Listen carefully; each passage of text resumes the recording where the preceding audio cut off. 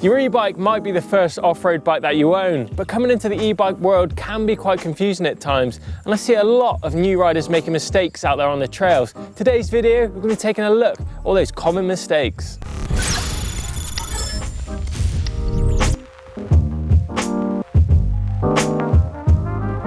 Now, one of the big mistakes I see a lot of new riders making is wearing the wrong clothing when they're out there on the trails. First up is footwear. If you're hitting the trails in hiking boots or something like that, you're not even going to be able to feel the pedals beneath your shoes. So I suggest either getting a cycling specific shoe, like a 510, Specialized, etc., or some skate shoes at a minimum. That way it gives you a lot more feel, lets you stay connected to the bike a lot more.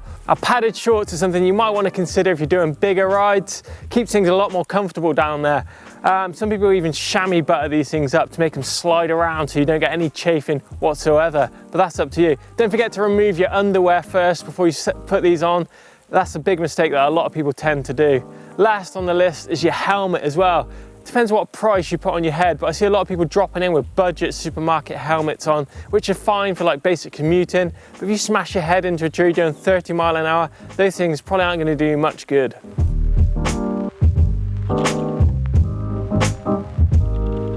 Learning basic bike maintenance is really key too. You need to learn how to change things like an inner tube, change your gear cable, adjust your gears, and swap things like brake pads. It's going to save you a lot of money not taking your bike to a bike shop, and it could save your ass out on the trail too.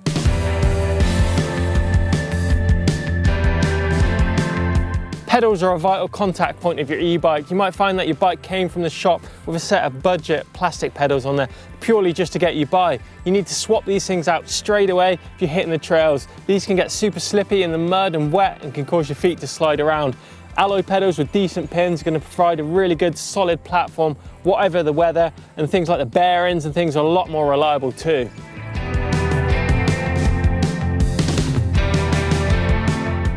Now, the great thing about an e-bike is the ability to head out on those bigger rides, but you need to make your battery last, but you need to make yourself last too. So it's vitally important that you take a load of drink with you, a lot of food, a lot more than what you think you're going to need, and obviously a backpack or a water bottle carrier to stick it in. But if you are buying a backpack, bear in mind that you might be buying a second battery, and if you're carrying a battery in a backpack, it needs to have back protection in there, and also needs to be a little bit bigger. So think about it before you buy one.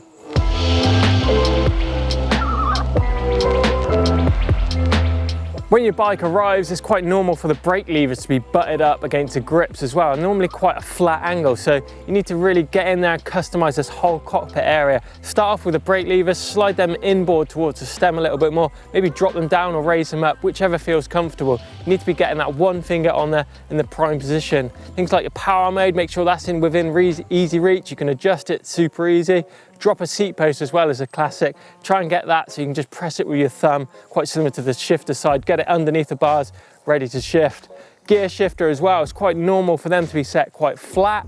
You need to have that tilted, so when you're in attack position, that's in the right position too. So you don't want it too flat and be reaching under the handlebars. Just get everything dialed in that cockpit area. It's going to make you a lot better rider out there on the trails.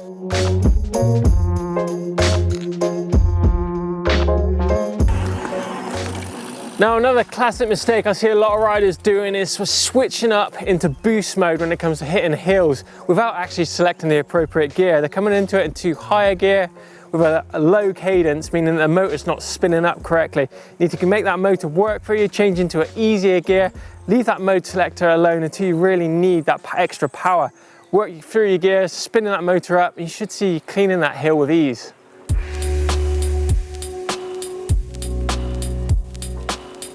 If you're coming from an older style bike, you might have got used to two-finger braking. The older style brakes weren't that powerful, but the new school stuff, hydraulic disc brakes on the e-bike, super powerful and only require one-finger braking. You need to get your levers set up so you're right on the end of the lever blade. That way you're going to get max leverage on that lever.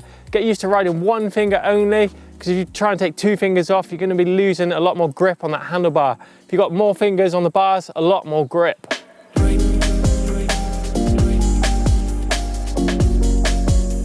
Now, the quickest way of adjusting fit on your e-bike is by getting underneath the saddle, and you can see there's a couple of bolts there which allow the saddle to move forward and backwards in the rails. It also allows the saddle to go fore and aft as well, so it's going to bring the nose up and the nose down. You can adjust a lot by this. So if you're feeling the bike's a little bit longer, undo these 2 bolts, push the saddle forward. That's going to decrease that reach quite a bit. And also on the front, you've got a few spaces under the stem. You can adjust the bar height quite easily by removing this top cap, removing the stem, and putting spaces below or above the stem and adjusting that bar height.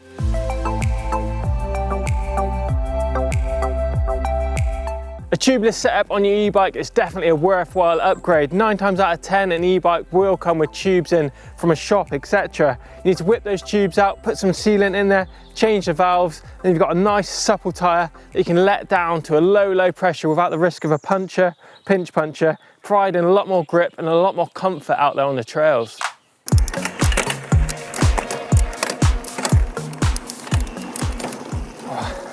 Now, crunching gears is something you definitely don't want to be doing on your e-bike. You risk of snapping a chain, and it sounds pretty nasty too. The way to avoid that is just by simply, when you press the gear lever to change gear, just momentarily ease off the pressure that you're putting through the crank. That way, it's going to allow the chain to shift up the cassette a lot smoother. So that's it for today's video on common new e-bike riding mistakes. But if you guys have been making any mistakes, drop us some in the comments box below. Love to hear from you guys. Don't forget you can subscribe to EMBN by clicking the globe in the middle of the screen for more e-bike content. If you're more of an experienced rider, you might want to check out common drop-off mistakes. That one's over here. Give us a thumbs up if you've enjoyed today's video. We'll see you in the next one.